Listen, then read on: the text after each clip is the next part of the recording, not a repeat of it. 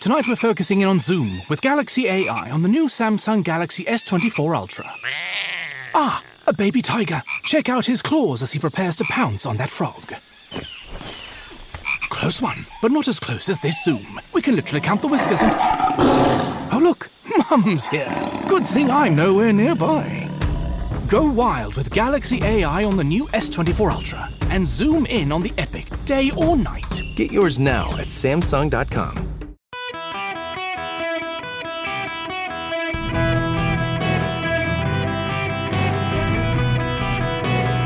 Welcome to the Eric Erickson Show podcast, Hour 2. Hello, America. Welcome. It is Eric Erickson here across the nation. The phone number 877-973-7425. I think I'm going to film myself here and take my headphones off and just talk to everybody about a sticky subject. I guess you could call this what Dave Portnoy would do as some sort of emergency press conference. I'm in my studio. I don't have my fancy window and camera and stuff, so I'm just on my laptop. But figure because I'm not going to have a camera tomorrow, I won't be able to record the show tomorrow. I'll be in Washington doing the show. And I want to talk about Jordan Neely. Might as well get this recorded. Philip can send it out, and I can get hate mail from it.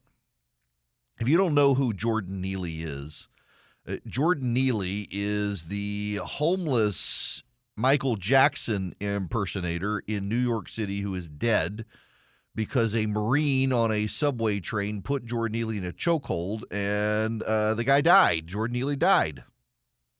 It's a tragic situation. Jordan Neely, however, is not necessarily a victim per se. He was he wasn't just harassing people on a subway train, as some have claimed. He was assaulting people, and multiple videos of this guy have come out showing him assaulting people on multiple New York City subway trains. What I find notable about the situation are the number of people on the left who have come out and said, well, getting chokehold on a subway train is not something you'd expect. Harassment by homeless people comes with the territory. How have we failed as a society so much that we think harassment from homeless people, let alone assault by homeless people in the subway system, is something that comes with the territory? I have mentioned this, that my daughter and I went to the Taylor Swift concert. We stayed at a hotel in Buckhead. We went to this concert. When we were getting on MARTA, which is the Atlanta Rapid Transit System, the subway system, it's not a very good system. I mean, it literally goes north, south, and east, west, and rarely goes in any direction to anywhere that anybody wants to go. We were immediately harassed by homeless people. In fact, one homeless guy pulled the gate door open. You know, you got to scan the card and it opens the gate. He forced open the gate, said he was doing me a favor, wouldn't let it go, caused a card error. We got down to the station platform, were harassed by another homeless person trying to get money. On the train, it wasn't that bad on the way to the concert. Then on the way back, had a drunk homeless man with a bottle of vodka screaming at everyone, got on the train, continued to scream at people. Then had a homeless person standing next to my daughter and me who was having tremors of just twitching all over, like serious twitching, who smelled as if they'd used the bathroom on themselves. Why do urban areas take that for granted, that that's supposed to be the norm? And what's happening is, as these urban areas stop governing themselves, stop policing themselves, stop hiring police, stop being aggressive, then law-abiding citizens have to defend themselves. And in this case, in New York City, with Jordan Neely died because he wasn't harassing people but assaulting people on a subway train. And the people on the train, because the police wouldn't do anything, the people on the train took action. And the bad guy, the supposed bad guy, happens to be the Marine who put the crazy homeless man in the chokehold to keep the homeless man from continuing his assault on people. And unfortunately, the crazy homeless man died, but is it really the fault of the Marine? What about the fault of the city and the police who have allowed this to go on and on and on and on in the city? Our cities as a nation under democratic rule continue to fail. They continue to collapse. More and more of them operate like third world hellholes, and we're all supposed to say, well, that's just normal. That's what cities do. Why? Not every city operates as a third world hellhole. New York City does, Chicago does, Los Angeles does, San Francisco does, the biggest ones do. Atlanta, more and more people do not feel safe in Atlanta. I've got a buddy of mine, we were just having this conversation during commercial break. He says he goes to poor areas of Atlanta that are overwhelmingly non-white and feels perfectly safe. But he goes to downtown Atlanta. He goes to Buckhead in Atlanta. He's always looking over his shoulder, waiting to be mugged. I stay at a particular hotel that will go nameless. Love this hotel. I stay there so much, they know me by name. They have a walled-off secure area for people who their residences and guests of the hotel, and you can go into the back garden, have a drink, have a cigar. You're several stories above the ground, but also you're very safe. I used to stay at another hotel that I've always very much liked, but there have been a series of shootings there. We had a mass shooting situation in Atlanta yesterday.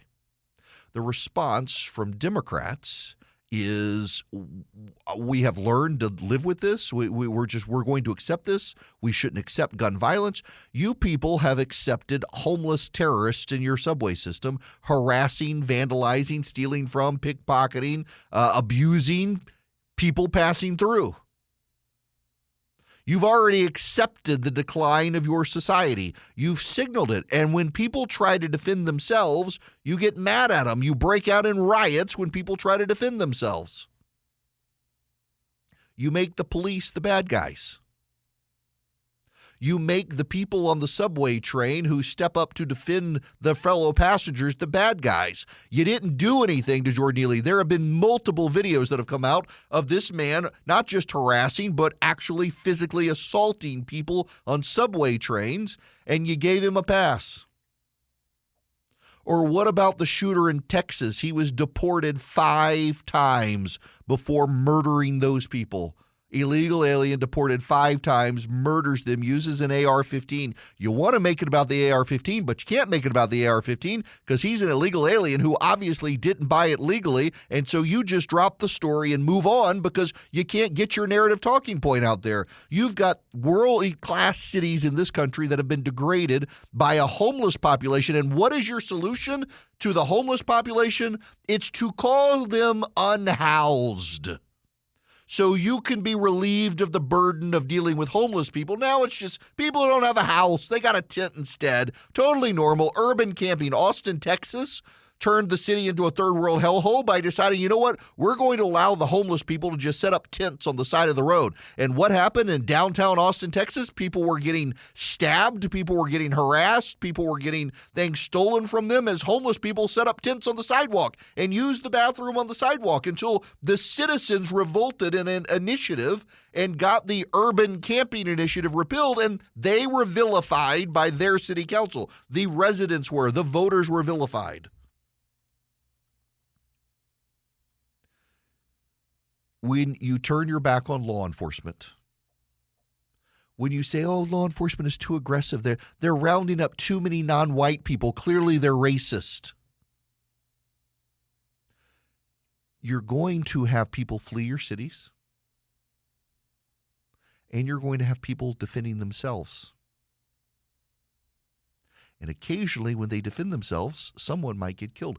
Jordan Neely, I assure you, would be alive today had you, the government of New York, intervened well before this last harassment and assault on a train. Had you stopped him, maybe the second attempt, maybe the third, maybe the 25th attempt, he'd be alive, but you didn't. You let it go on. And you progressives out there said, well, it's just normal. It's normal. You know what? Well, then gun violence is normal too. You've accepted the homeless assaulting people. You might as well accept the gun violence of the country. You're not going to deal with the one. Why deal with the other one? At least with the other one, people are going to be carrying guns themselves to defend themselves from the homeless assaulting crazy people. You've given up, progressives. You've given up on crime. You've decided that crime is okay and the enforcement against crime is the racist, systemically racist bad thing. The homeless people on the street who are harassing people are normal. The good, law-abiding American citizens who don't want to put up with it, they're the bad guys. You've made good bad. You've made bad good. You've made deviant normal and normal deviant. Progressivism turns the world upside down. And what we have now is an upside-down world of third-world hellhole cities in the United States of America that should not happen. The Marine, I guarantee you he did not want to kill Jordan Neely. I guarantee you he was just doing what he as a Marine thought he should do to keep people on the train safe.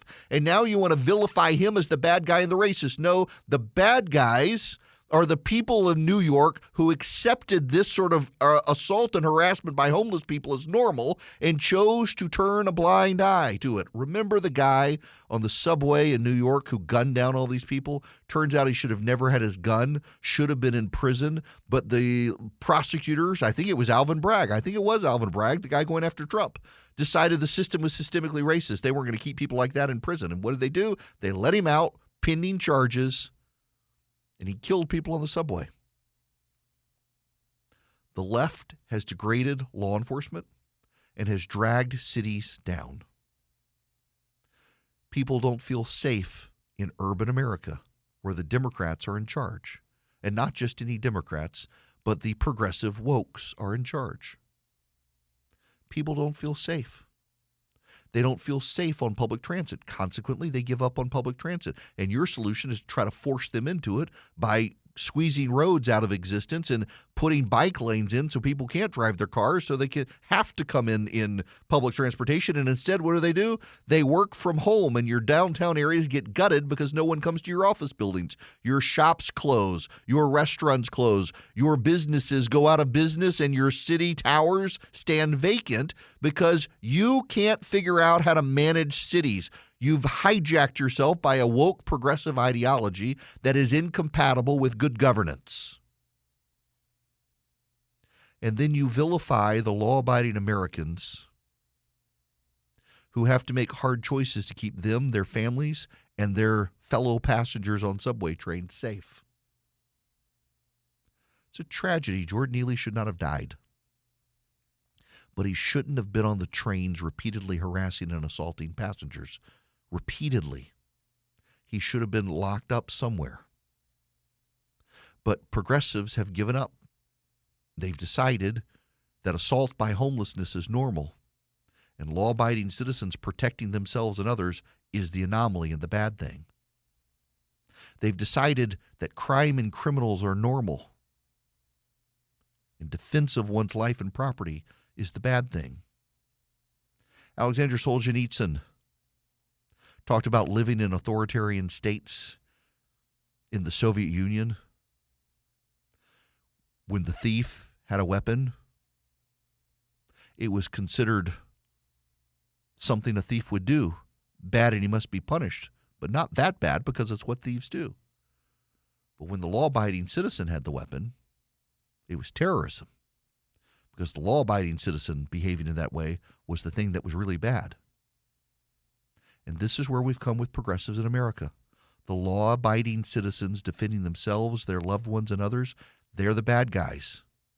And the actual bad guys are considered just sad victims of systemic racism who must be defended. And when they go out and do bad things, they're excused in some way. And when law-abiding citizens defend themselves, well, they're racist, they're bad, they're awful. And the police, well, they're just something terrible we must defund. We should not accept the collapse of cities. We should not accept the harassment and assault of homeless people on the taxpayers of this country. But progressives have. They have given up on America. I keep having friends tell me they realized I was right. Every time you wash sheets from Boll & Branch, they get softer and softer. They're the most luxurious sheets.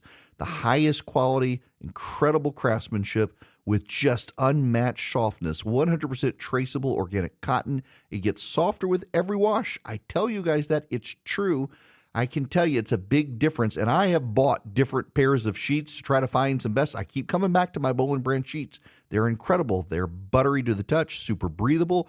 They're perfect for cooler weather and warmer weather. Why? The drape. You actually feel like you've got something of substance on you so you can snuggle in, but you don't get overwhelmingly hot during the summertime, and it's just the perfect weight under the blanket as well during the wintertime. I love Boll & Branch sheets. They're so luxurious. They're loved by 4 U.S. presidents. Got over 10,000 raving reviews. Right now, get 15% off your first order when you use promo code ERIC, E-R-I-C-K, at bollandbranch.com. That's Boll & Branch, B-O-L-L-A-N-D, branch.com. The promo code is ERIC, E-R-I-C-K. Exclusions apply. See site for details. By the way, I didn't even realize this about Jordan Neely. He had been arrested. Can you guess how many prior times he had been arrested?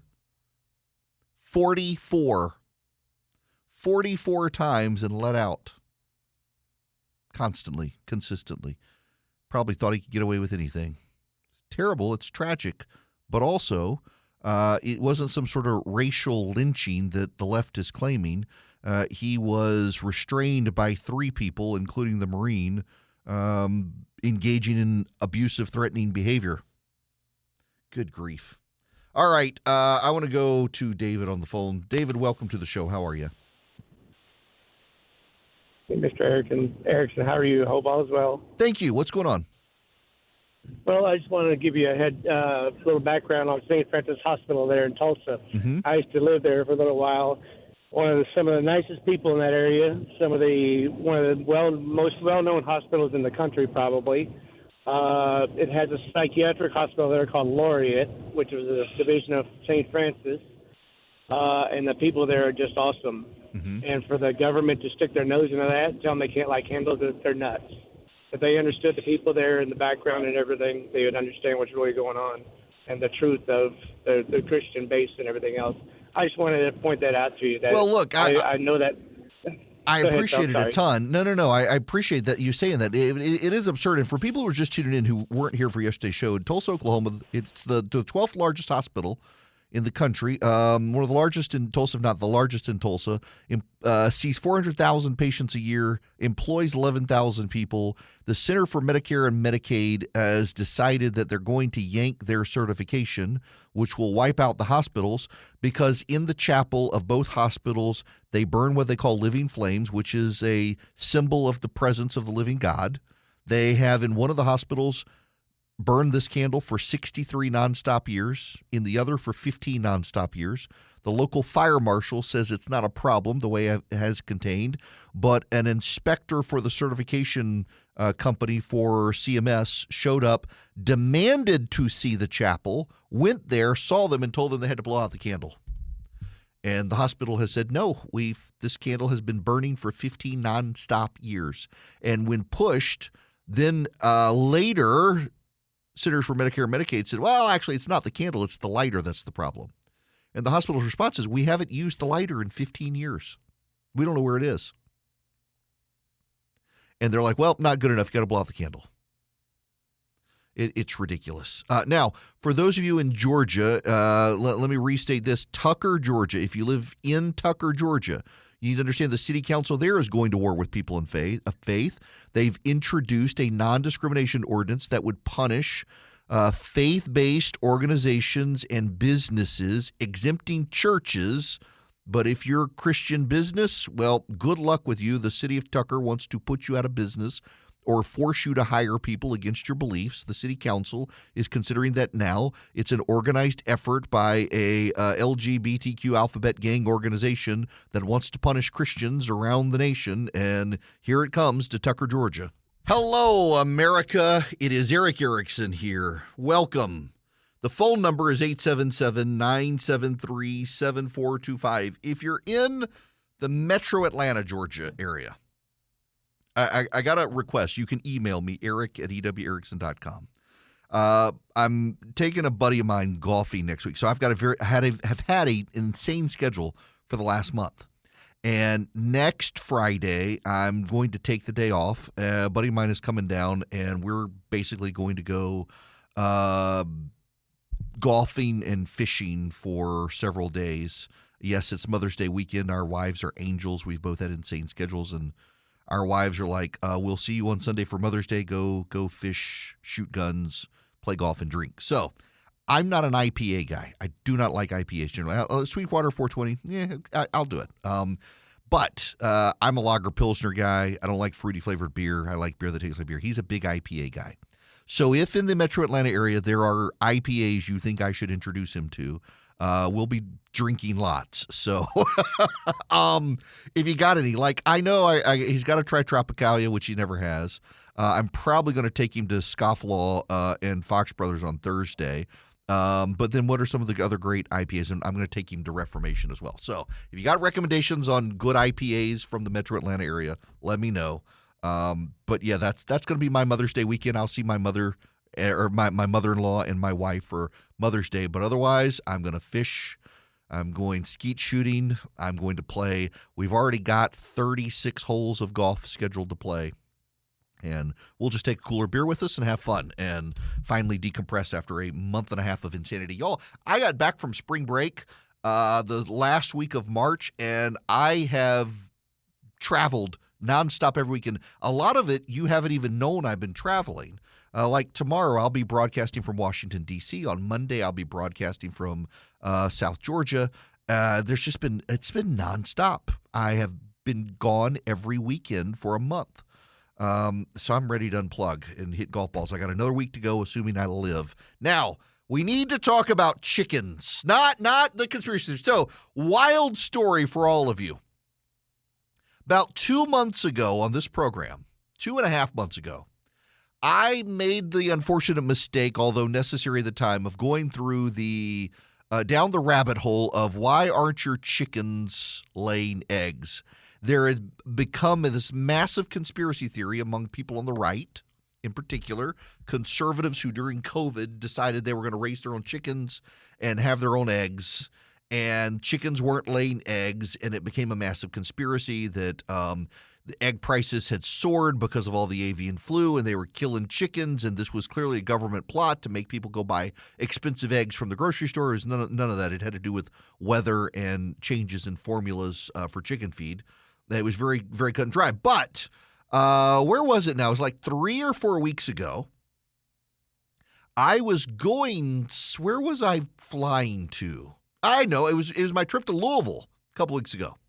Stayed at the hotel by the airport and went downstairs, sat at the bar, had a drink while I was doing my work, was sitting next to a guy, struck up a conversation. Turns out this guy, he had been at Gate City Brewing, which is one of the breweries. He lives in Oklahoma and is like the world's expert on avian flu, and actually came up with the primary method for disposal of chickens when you have to cull the herd because they've all got infected. It was a very fascinating conversation. He kind of hemmed and hawed on what he did, and sure enough, dude, he was a professor at Oklahoma. And he got into the chicken business, did some work with some company tied into a brewery in Atlanta. It's just fascinating.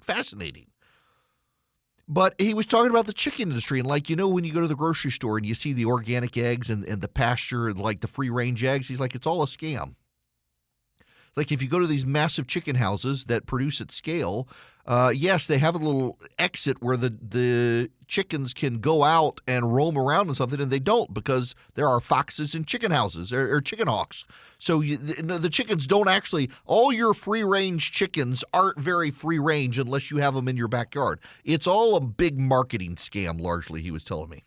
Well, this all leads me to this story today. This is fascinating. You know who the Vox kids are? There's this website, Vox Media. It is a bunch of progressives who have the most pretentious sort of website. They wish to explain the news to you. And you will not be surprised to learn they explain the news in the most partisan, biased way. They're decidedly of the left. They're on financial hard times. I keep waiting for them to go belly up, but they haven't yet.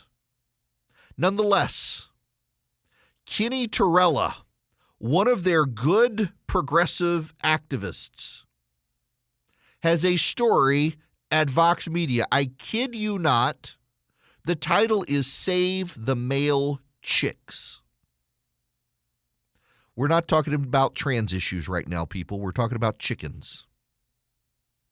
The subtitle, The Egg Industry Brutally Grinds Up Billions of Male Chicks Each Year Because They Can't Lay Eggs, but New Tech Could Change That. Even the most clueless consumer likely suspects that all is not well on the big factory farms that raise animals for food. But let me share the details of one practice with which you might not be familiar. Every hour across the world, around 742,000 freshly hatched male chicks are born. A few hours later, they're tossed into a grinder, which kills them instantly, or gassed with carbon dioxide, which knocks them unconscious before killing them. While the female chicks go on to lay more than 1.2 trillion eggs humans consume annually, 6.5 billion male chicks each year are hatched only to be quickly snuffed out. That's because they do not lay eggs, so they're of no use to the egg industry. And because they don't grow as big and fast as other chicken breeds, they're of no use to the chicken meat industry. And they're mean little SOBs when they grow up to be roosters, aren't they? Yes, they are. Roosters are mean. Even though culling costs egg producers $500 million a year, it makes more economic sense to kill the males on day one than spend additional dollars raising them. Now, what they can do is use emerging technologies to identify the sex of the chick while still in the egg so they can destroy it before it hatches, before the chick can feel pain. The last possibility has gained momentum. Since 2019, 5 companies have managed to commercialize in ovo, meaning in egg, sexing technology that enables them to identify the sex of the chick either around day 9 or day 12 or 13 from when the egg incubation starts. Such advances have saved tens of millions of male chicks from being born, only to be culled. But there's a catch. Now this, my friends, pay attention to this one. This is your big red flag. Pay attention. Scientists believe the chick embryos could potentially feel pain as early as day 7 of their 21-day incubation period. That means that even with the most advanced in ovo sexing, male chick embryos could suffer. A new preprint study funded by the German government and conducted by researchers at the Technical University of Munich provides some evidence that chicken embryos may not be capable of feeling pain until day 12.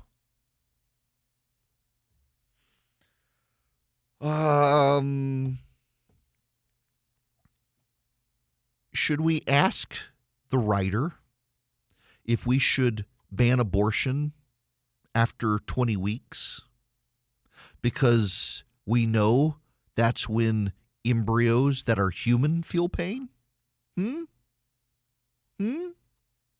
Researchers applied potentially painful stimuli like heat and electricity to chicken embryos from day 7 to day 19 of their 21-day incubation period, measuring their heart rate, blood pressure, brain activity, and movement, all in an effort to uncover whether the stimuli translated to experienced pain. Brain activity only began on day 13. Movement from beak stimulation increased significantly on day 15. Blood pressure increased on day 16. Heart rate, day 17. Body movement on day 18. The findings arrive at a critical juncture. So we got a couple of things to take from this. One, This left-wing website, and it is a left-wing website, believes that you can identify male versus female chickens while they're still in the egg. Humans, you can't figure it out until they turn 18 and announce whether they're male or female. But the chicks in the egg, you can tell. And then also, they believe that you should stop killing male chicks while still in the egg before the 12th day of them being in the egg because they might feel pain. How is it that progressive America has become so perverse that they could worry about the pain of a chicken while in the egg, but not worry about the pain of a human while in the womb? How is it they have decided you can determine the sex of a chicken while in the egg, but you need to ban gender reveal parties lest parents inappropriately pick the gender of a human being? It is amazing when you think of the inconsistencies there. I view the culling of the chicken herd as necessary because male chickens, and I got to tell you, when I first read this story and they started talking about new technology could change things about killing male chicks that can't lay eggs, I was thinking, oh Lord, now they found some way to make chickens transgender. Nope, they haven't. They haven't done that at all. Instead, they've discovered that you can kill the male chicks before they feel pain in utero or in the egg. This is, I mean, what an amazing juxtaposition between the coverage of chickens and the coverage of human beings. These people on the left are more concerned about chickens than about human beings. We are the bad ones. We're the villains. It's mind-boggling to me. Really, I was flabbergasted when I read this story that they are so concerned about chickens in the egg feeling pain, and we should not kill them once they can feel pain, and yet don't want to ban abortion after 20 weeks. They want to have unlimited abortion until the moment of birth. Never mind the kid can feel pain. Oh, the humanity. They don't have humanity. They're not concerned about their fellow human beings. It's just flabbergasting when you realize that.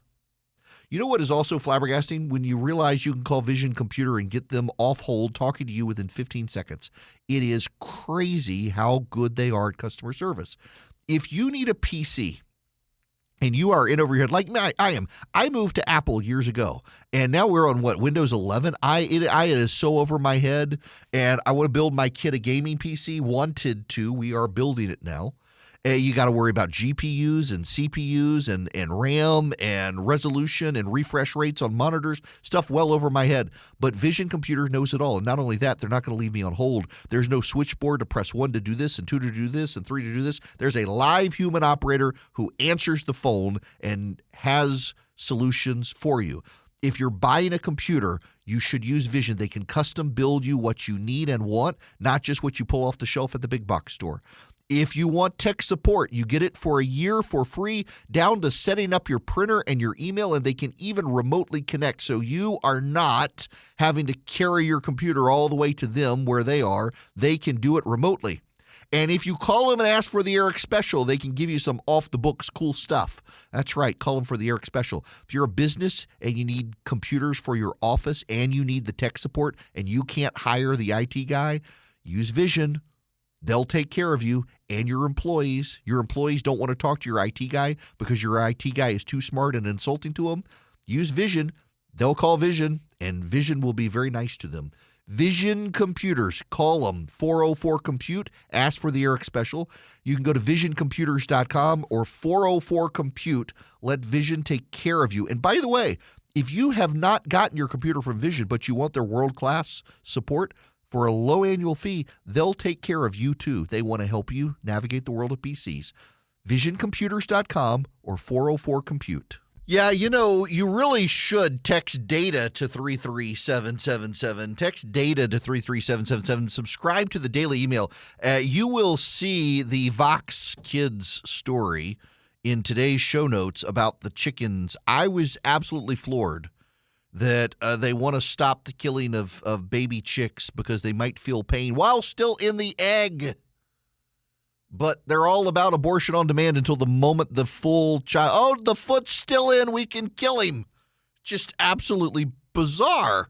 They're more worried about chickens than human beings. There's going to become a time, down in Florida, they got a python problem. People for so many years have been releasing their pythons into the Everglades. They're killing everything. They're killing the deer. They're killing the gators. They're killing everything. They're taking over. The dominant apex predator is the python.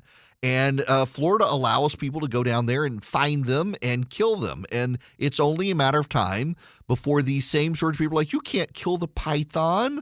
Leave the pythons alone. Or it's like the wild hogs.